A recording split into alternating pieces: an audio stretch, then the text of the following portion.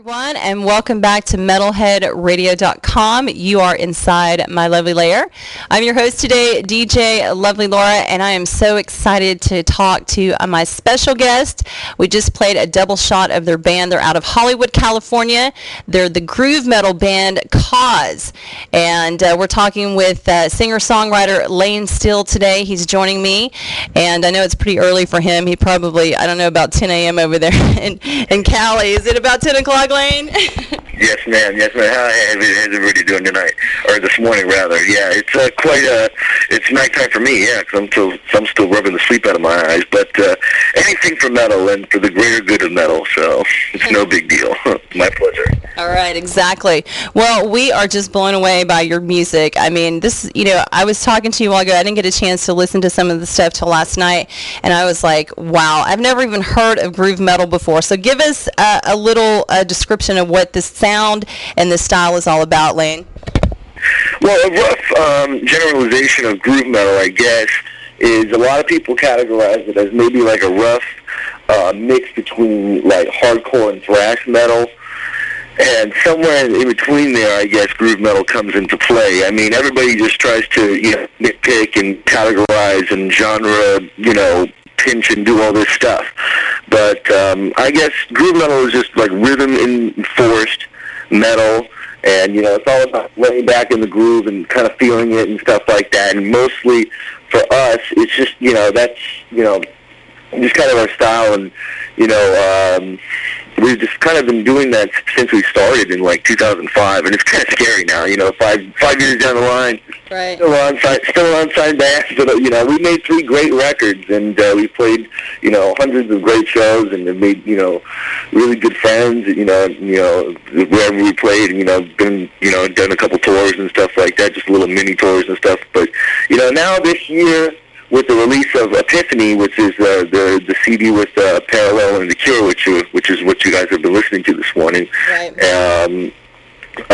That CD has really kind of helped put us back on the map a little bit and give us a little bit of momentum going. We've got some tours getting booked now and some new endorsements and things like that. So it's very exciting for us to have as I said.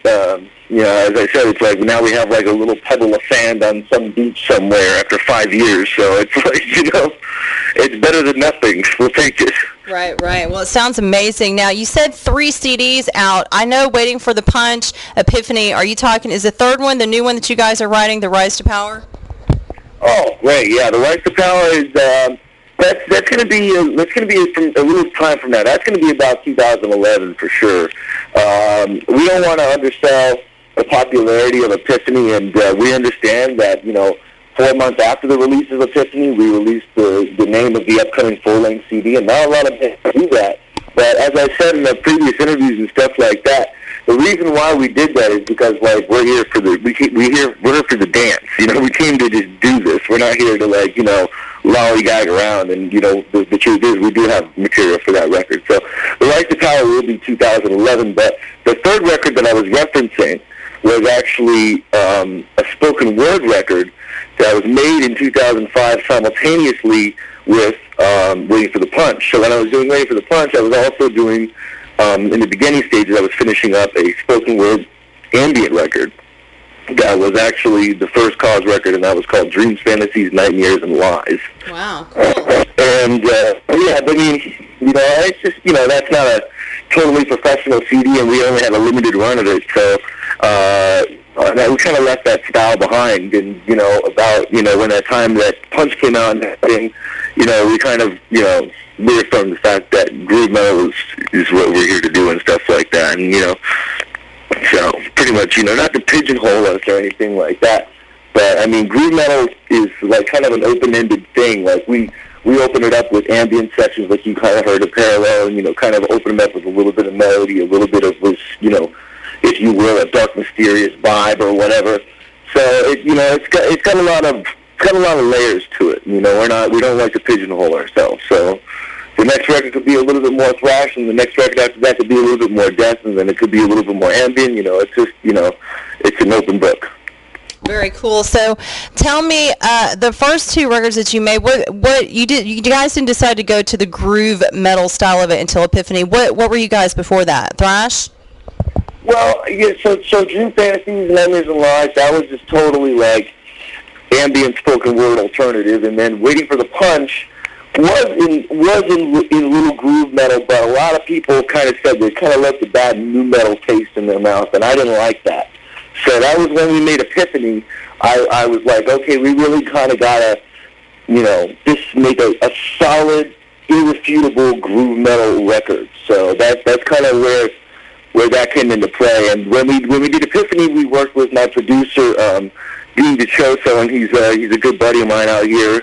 We recorded at Audio Virus X Studios in Studio City here, California, and nice. We actually had the pleasure to work with a guy named Ken Shock from a band called Candiria, and he's just, he's a drummer featured in Drum Nation, and Candiria is like pretty much just totally, and just to go back to the referencing of groove metal, Candiria is like just totally legends of the genre of groove metal and experimental groove metal. They were kind of like a metal band that would go from like playing like full-on jazz sections to like having like total hardcore breakdowns and stuff. Very, very, very eclectic. So it was cool to work with someone who, has done so many records, and that producer and this drummer, and they really kind of pushed me and my guitar player at the time to just do our best. So it was just a really it was just a really good time and everything like that. So the bar for 2011 Rise to Power is kind of a little bit higher than before. So, but after about Waiting for the Punch, that was the moment. Yeah, we were like, okay, even though Punch has this alternative kind of vibe still, even though it's metal, we kind of have to leave that behind and just do straight up. Right. Yeah, pretty much. Well, it sounds great. I was checking out some of the behind-the-scenes making of the CD Epiphany, and it looks like you guys are having a great time. And the person that mixed it, I mean, just incredible. You guys just sound amazing. So I'm just so impressed by that.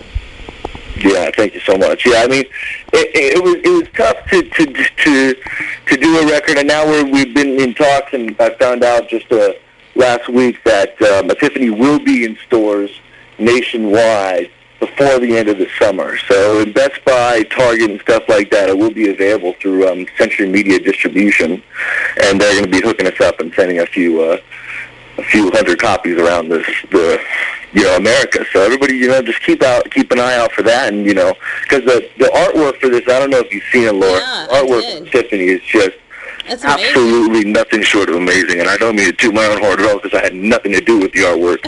But I totally love it.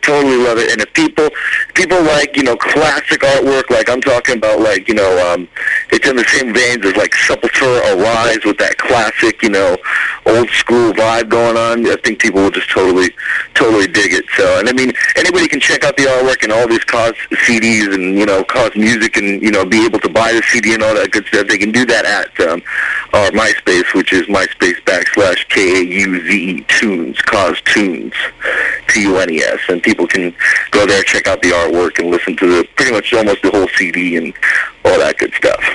Very cool. Now, who worked with you guys on the artwork for the album? Who was it, by the way?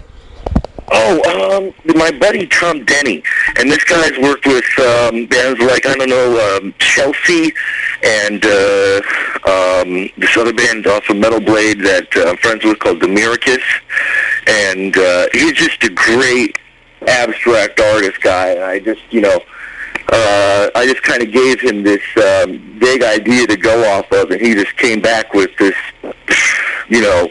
absolutely, flooring design of, and pretty much what the album Epiphany means is like, and the artwork. So the artwork is like this king sitting on his throne of snakes, and he's beholding this white light in front of him, and that light is in fact the king beholding his own mistake. Oh. Epiphany. Very good. The king's not perfect, so right. It's kind of like crazy, But right. very, very interesting artwork and very, very cool artist, Tom Denny. So